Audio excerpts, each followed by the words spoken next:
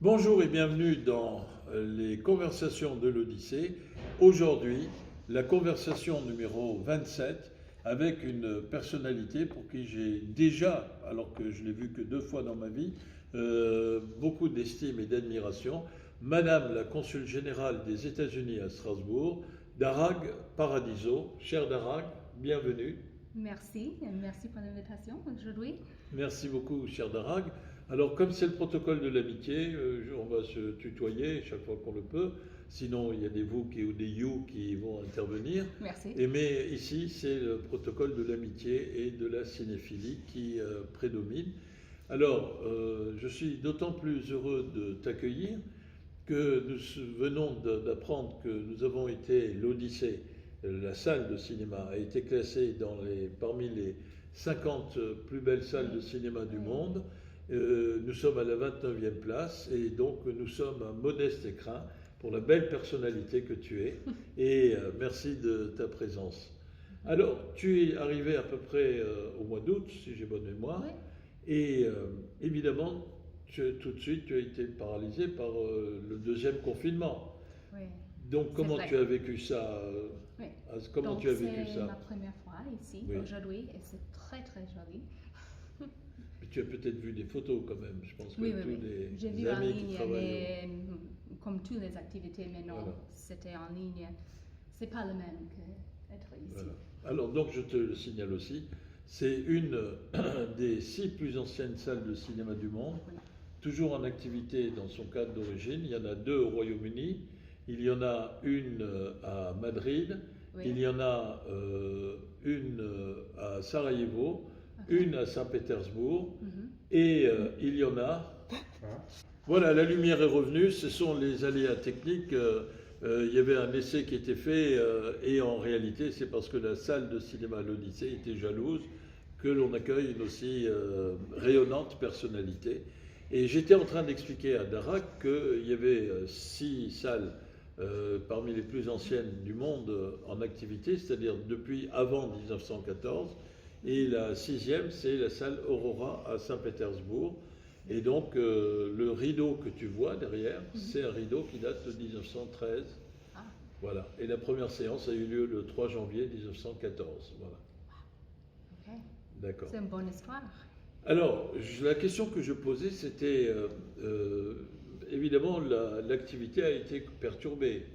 Je ne vais pas te demander ton activité diplomatique sur le plan politique, économique, de représentation de ce pays qui a si beau, les États-Unis, qui a un cinéma tellement merveilleux, tellement formidable, mais c'est l'expérience vécue, c'est quand même surprenant, non, de venir dans une ville et d'être obligé de se promener avec un masque.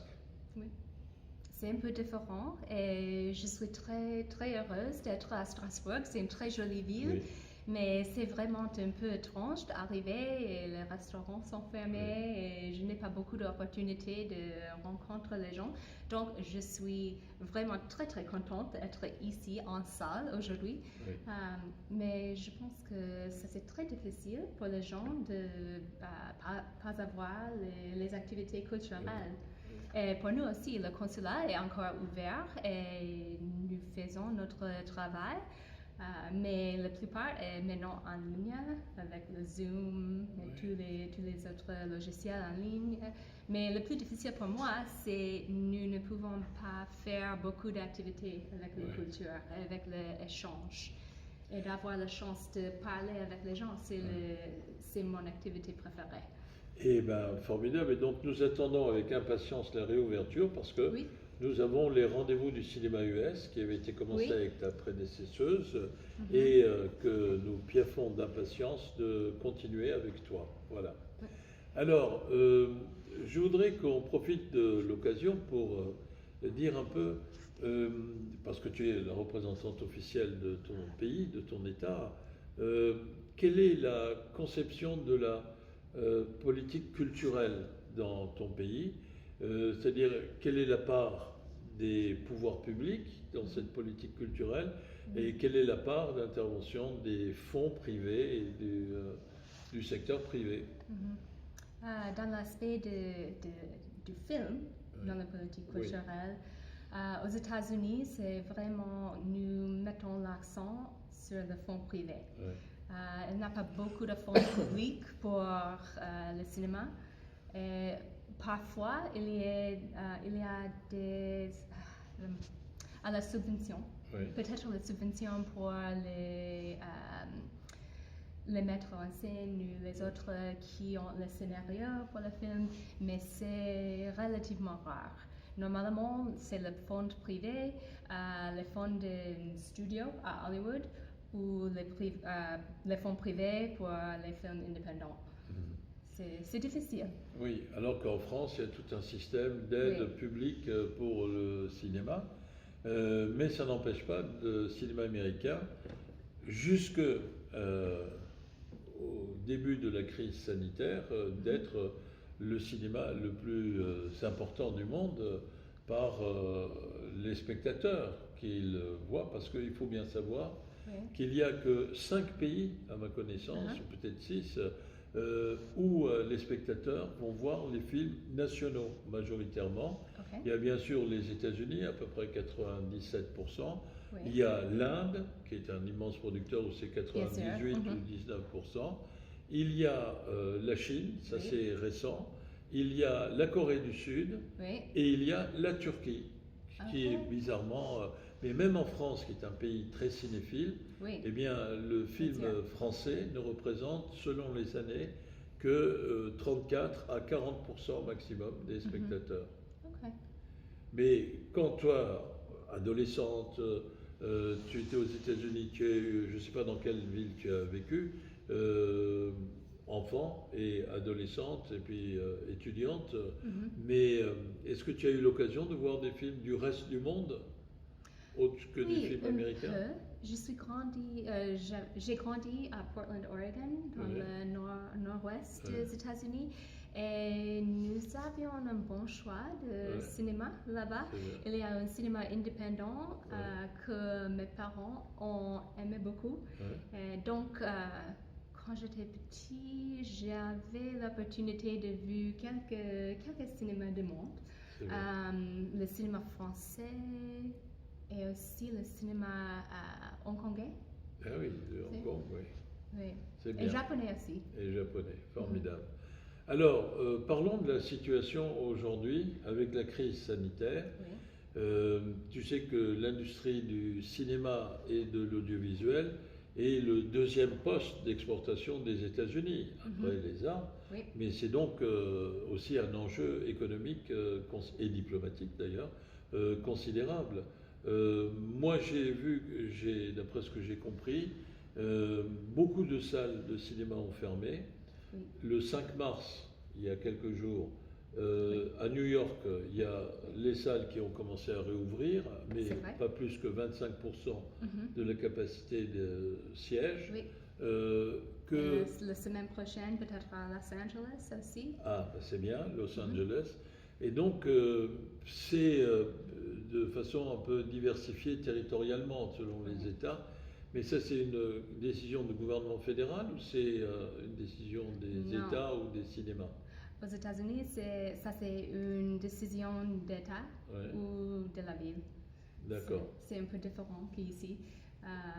Mais notre pays est très très grand et avec un système fédéral, c'est comme ça parfois, parce que nous avons beaucoup de choses qui sont gérées à niveau d'État. Alors, je sais aussi que beaucoup de blockbusters, comme on dit, ont retardé leur sortie en salle. C'est vrai. Le seul qui soit sorti, mais qui n'a pas fait les recettes qu'il espérait ou qu'il était en droit d'attendre aux États-Unis, mais il a eu de bons résultats en dehors des États-Unis, c'est le film Tenet de Christopher Nolan. Et tous les autres sociétés de blockbusters ont retardé la sortie des films. Et évidemment, comme on perd du temps, que le temps c'est de l'argent, un certain nombre, par exemple Walt Disney, ils ont préféré jouer la carte du streaming. Donc Walt Disney a sa propre plateforme, d'autres ont travaillé avec Netflix pour réduire le manque à gagner. Oui, maintenant, je pense qu'à cause de Covid, il y a un grand changement dans l'industrie du cinéma. Maintenant, il y a quelques studios qui sortent les films directement au service streaming. Mais il y a aussi des studios comme Warner Brothers, Disney qui ont son propre service, plateforme, son propre plateforme de streaming. Ça c'est un grand changement. C'était différent il y a 5 ans. Alors, ces plateformes, d'après toi, est-ce que c'est un danger, une menace pour les salles de cinéma, ou une grande menace, ou indirectement une menace, ou pas une menace? Je pense que ça c'est un défi pour les studios parce que économique, ça c'est un modèle un peu différent, mais à mon avis, c'est pas un danger pour les salles de cinéma parce que aller au cinéma, dans une salle de cinéma, c'est pas seulement de voir un film, c'est une expérience de vie et une expérience en commun. C'est vraiment une expérience culturelle. Oui, et c'est très partager différent. les émotions. Oui, c'est partager les émotions, c'est d'expérience les émotions des autres. C'est très différent que voir un film à la maison. Ben pour ma part, je partage à 100% cette analyse. C'est comme on dit à l'Odyssée, il y a lieu de distinguer ce qu'on peut appeler la culture de salon et les pratiques culturelles publiques, et Netflix ou les autres plateformes sont un danger pour la répartition des divertissements quand on est à la maison. Voilà, où on regarde Netflix plutôt que de lire ou d'écouter de la musique, mais ça ne menace pas directement les salles de cinéma. Et les salles de cinéma sont indispensables parce que c'est du lien social. Et, et pour moi, les services streaming, c'est encore une méthode pour accéder les choses culturelles. Et pour moi, il y a toujours beaucoup d'espace pour la culture. Alors, tu vois, je voudrais un peu te demander, moi j'ai grandi dans l'amour du cinéma américain. Je dois dire aussi que je suis contre le monopole du cinéma américain. Non pas parce que c'est le cinéma américain, ce serait le monopole du cinéma du Vatican, je serais contre aussi, ou du Luxembourg, avec tout le respect qu'on doit à ces États. Mais il faut qu'il y ait le plus de diversité possible. Mais le cinéma américain, notamment à certaines périodes, a une capacité de lucidité, d'autocritique, pour critiquer, et c'est une leçon de démocratie, ça. Les problèmes de la société. Et je voudrais savoir un peu, pour toi, qui connaît le cinéma américain quand même, et qui l'a pratiqué, quels sont les atouts, quelles sont les caractéristiques fortes du cinéma américain depuis les années 20 jusqu'à aujourd'hui?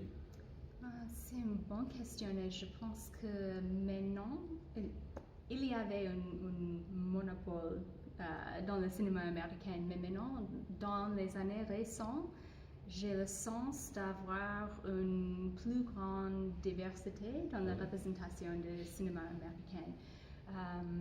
Je pense que peut-être il y a 5 ans, il a commencé à avoir des bons changements dans les films.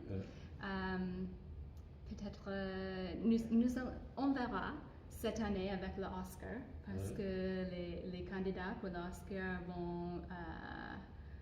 vont sortir lundi, bientôt. Donc on verra s'il y avait la diversité, mais je pense que dans le cinéma, les films comme Moonlight, était super. Get Out. Et maintenant, on tu voit... veux que je parte tout de suite? Non, c'est le titre du film, Get Out. c'est le titre du film. Mais maintenant, on voit une plus grande diversité d'opinions, une plus grande diversité de mettre en scène, et aussi un mouvement à Hollywood avec Me Too et les autres choses, de mettre l'accent à la justice et d'éviter la discrimination et d'améliorer la situation. Et depuis longtemps, parce que tu as parlé de discrimination, évidemment on pense aussi tout de suite malheureusement à la discrimination vis-à-vis des Blacks aux États-Unis. Et devine qui vient dîner ce soir avec Sidney Poitier et Spencer Tracy. C'est un film qui date début des années 60 et qui est formidable. Et Catherine Hepburn aussi, qui est l'épouse de Spencer Tracy. On a encore beaucoup de travail à faire dans cet aspect, mais je pense que la connaissance de l'importance de diversité s'est améliorée un peu. Oui.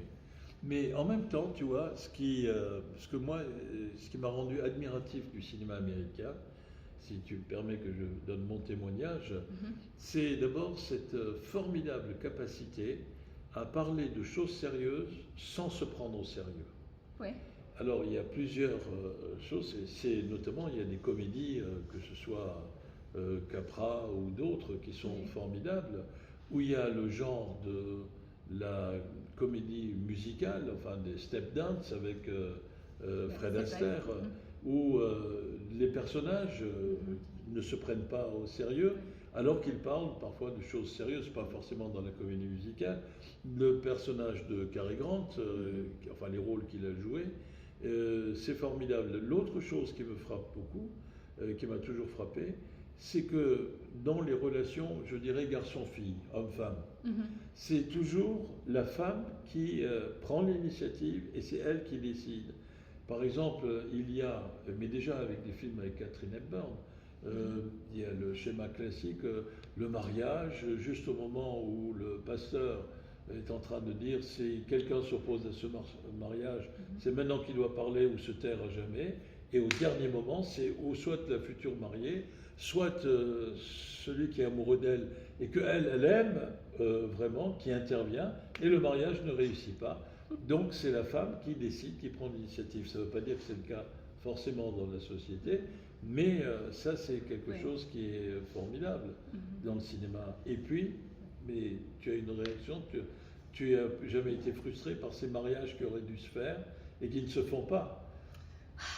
Ce qu'on voit dans le cinéma, ce n'est pas toujours vrai, mais je pense que pour moi, c'est très important de voir les femmes dans les films qui ont les rôles très forts. Voilà, et qui prennent Et je pense que ça, il y avait toujours les rôles comme ça dans le cinéma américain, mais c'était pas la situation peut-être dans les studios comme nous avons entendu, mais non, c'est très important que nous avons plus en plus de pas les rédacteurs, scriptwriters, producers, directors qui sont femmes, qui ont une autre perspective. Et Catherine Bigelow est par exemple un exemple. Dès qu'il y a une sensibilité et un regard féminin, il y a forcément, premièrement, plus de délicatesse et deuxièmement, plus de profondeur.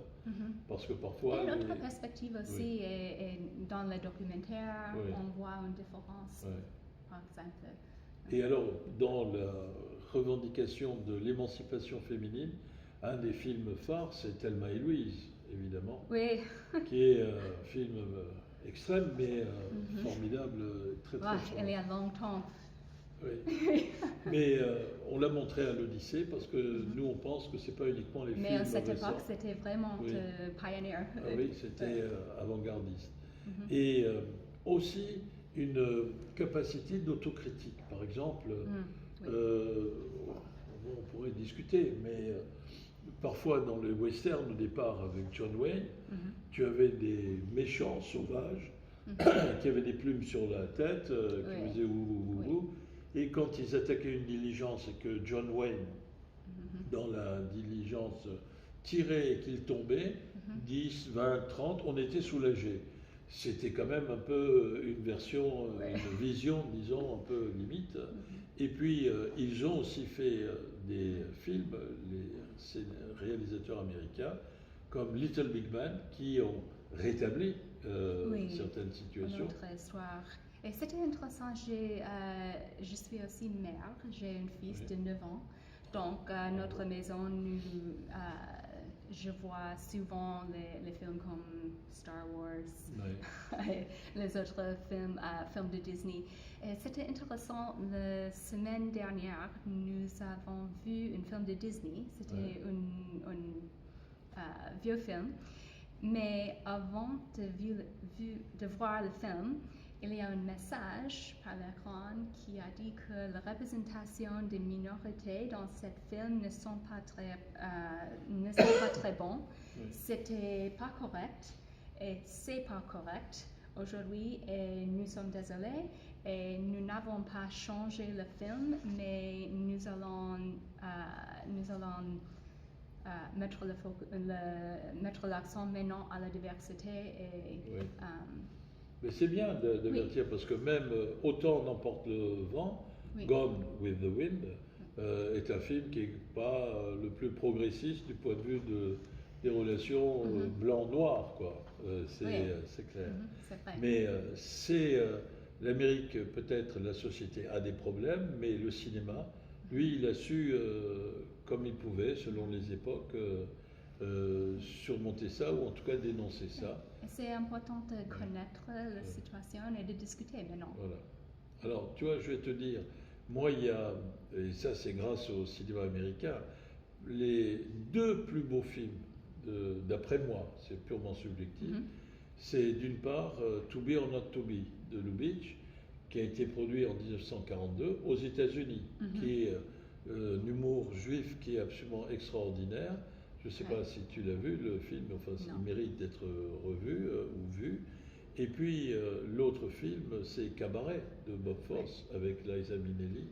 C'est une dénonciation du nazisme extraordinaire et sans être ennuyeux. C'est-à-dire qu'il y a aussi tout le spectacle, la chorégraphie, les danses, la musique.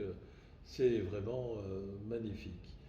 Alors, qu'est-ce que tu penses aujourd'hui du rayonnement et évidemment, en tant que représentante des États-Unis, toi, tu souhaites que le cinéma américain reste le premier à l'échelle mondiale, mais de la cohabitation du cinéma américain avec les autres cinématographies, qu'est-ce que tu en penses? Avec les autres cinématographies européennes, du monde, oui. Oh. Du reste du monde. Moi, j'aime toutes les cinématographies, mais je suis aussi diplomate, donc j'ai vécu dans beaucoup de pays. Mais pour moi, c'est très intéressant d'avoir l'opportunité de voir une autre culture et de vivre un petit moment dans un autre pays au cinéma. Oui, c'est une fenêtre qui permet de mieux connaître aussi la façon affective, imaginaire, émotionnelle de fonctionner d'une société, et ça crée des passerelles. Parce qu'on se rend compte quand on pleure, le goût des larmes est toujours le même, qu'on pleure à un film américain ou en voyant un film d'un autre pays du monde, ou quand on rit, c'est le même rire, quoi. C'est assez clair, oui. C'est vrai. Alors à propos de rire, moi j'adore Mel Brooks aussi. Et notamment un film que je rêve de montrer, que je ne suis pas arrivé à retrouver, qui s'appelle Le mystère des 12 chaises. Et c'est un film extraordinaire, oui. Donc, je suis à la recherche. Si un jour tu entends parler de l'existence d'une copie sous-titrée en français, eh bien, je suis preneur ici à l'Odyssée pour la programmation. En 1920, le cinéma hollywoodien est d'abord le centre de gravité de l'activité cinématographique s'est déplacé de New York à Hollywood, à Los Angeles. Et à partir de 1920, le cinéma américain est devenu dominant dans le monde, c'est-à-dire c'était la référence. Aujourd'hui, d'après certains Américains, et tu m'as parlé d'un monsieur qui s'appelle Frederick Beans, je crois, le livre que tu m'as... Ah oui, Frédéric, c'est Beans. C'était Fritz. Fritz Beans. Ben Fritz. Ben Fritz, encore mieux. Excuse-moi, je perds les cheveux, je perds la mémoire. Donc Ben Fritz, je ne sais pas, qui est un spécialiste aussi des analyses filmiques, Est-ce que tu penses que le rayonnement américain est durablement menacé ou que c'est juste une crise passagère parce que certains disent que ça risque le centre de gravité de se déplacer vers la Chine dans le domaine du cinéma où les salles de cinéma, elles, sont toujours en activité. Donc, comme c'est un marché qui a aussi, la majorité du public va voir des films chinois, donc c'est sûr qu'économiquement, il risque d'y avoir un glissement. Comme j'ai dit avec la salle de cinéma, je pense qu'il y avait toujours beaucoup d'espace pour la culture. Donc, avoir la chance de voir beaucoup de films de les 4 coins du monde, c'est une bonne chance pour tu, c'est une bonne opportunité pour tu. Mais je pense que les États-Unis vont continuer d'avoir une cinématographie très forte. Et ça, c'est grâce à notre liberté d'expression. Tu as posé la question de notre politique culturelle et tout le monde sait maintenant la politique aux États-Unis est un peu polémique. Mais je pense malheureusement, notre politique est polémique et dans beaucoup de pays, c'est comme ça.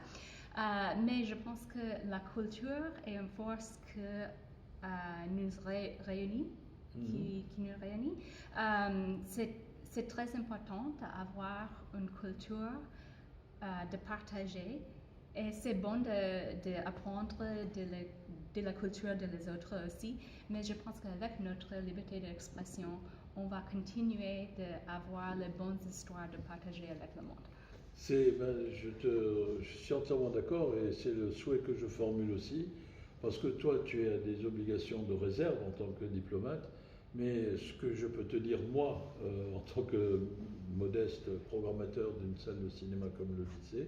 Vous avez la liberté d'expression. Oui, et mais toi aussi tu l'as, mais bon, que les initiatives pas l'actuel, mais celui d'avant, président des États-Unis, n'ont pas été les plus populaires, ou en tout cas les plus impressionnantes au bon sens du terme, dans le monde entier, hein, aussi bien en France qu'ailleurs. Et donc, de ce point de vue-là, il faut souhaiter des jours bien meilleurs, bien meilleurs. Et justement, en préparant une programmation sur le thème cinéma, politique, démocratie, eh bien, les films de référence les plus nombreux, c'est évidemment des films américains. Et notamment, la liberté d'expression signifie aussi la possibilité de faire œuvre d'autocritique. Alors, je vais parler juste de 3 films que j'ai montrés, notamment aussi à des ambassadeurs auprès du Conseil d'Europe qui participent à une manifestation qui s'appelle les étoiles du cinéma européen ici à l'Odyssée en constituant un jury. Je leur ai montré 7 jours en mai de Oppenheimer avec Burt Lancaster et Kirk Douglas. C'est un film formidable, d'ailleurs on voit le Capitole qui date de 1960 et c'est une tentative de coup d'État par un général qui s'appelle Scott pour renverser le président des États-Unis qui est joué par Frédéric March et s'oppose à ce général Scott, Burt Lancaster, un autre général mais plus petit en grade qui est joué par Kirk Douglas. Et c'est une leçon de démocratie, une instruction civique sur ce que c'est que la démocratie, extraordinaire comme film. L'autre film que j'ai montré, c'est de Frank Capra, Mr. Smith va au Sénat, avec James Stewart, c'est formidable. Alors on voit aussi les défauts de la société d'époque, parce qu'il n'y a aucune femme sénatrice, et je pense qu'en 1939 il ne devait pas y en avoir, mais c'était partout dans le monde, quoi, que c'était comme ça. Et puis le troisième film, qui est lui aussi de Oppenheimer, 7 jours en mai, pardon, c'est Frankenheimer. C'est Tempête à Washington, avec notamment Charles Lawton, qui joue un sénateur un peu conservateur. Il y a Henry Fonda, qui joue dans le film. Ce sont des bijoux. Et donc j'espère que dès la réouverture de l'Odyssée, on pourra faire des rendez-vous du cinéma US ou d'autres initiatives, notamment en montrant ces films-là. Et il y en a des autres aussi? Ben oui, il y en a tout plein d'autres. Mais là, c'est des films très très forts, c'est ça que je voulais dire, pour une époque qui n'est pas aujourd'hui, mais qui était déjà des années 60. Et la capacité d'anticipation du cinéma, parce que ça aussi, c'est... Parce que Scott, il préfigure des gens, disons, moins responsables qui viennent au plus, puisqu'il est candidat à devenir président des États-Unis dans le film, donc ça anticipe un peu certaines choses. Ça, il faut le reconnaître. Alors, moi, je voulais te remercier, te donner rendez-vous très très bientôt ici et dire qu'on a été très honorés par ta présence tellement lumineuse que même l'éclairage de l'Odyssée a été jaloux et qu'on est tombé dans un noir très passager. Mais c'est quand il fait nuit qu'on voit les étoiles et quand la lumière, c'est Churchill qui disait ça, et quand la lumière est revenue, ben, on a vu l'étoile d'Arag Paradiso. Je te remercie beaucoup et je te donne le mot de la fin sur cinéma, société américaine. Tu peux conclure comme tu veux. Ok, je pense que tout le monde a hâte d'avoir l'opportunité de retourner aux salles de cinéma. Et j'espère quand nous avons l'opportunité, nous allons choisir le bon cinéma américain. Ben oui. Partager notre histoire et notre culture. Voilà. Et je suis prête. Tu es prête, formidable. Ben nous aussi, on attend maintenant la réouverture et ça nous réconforte de savoir que tu es prête. Merci beaucoup, chère Darag. Merci. Au revoir, à bientôt.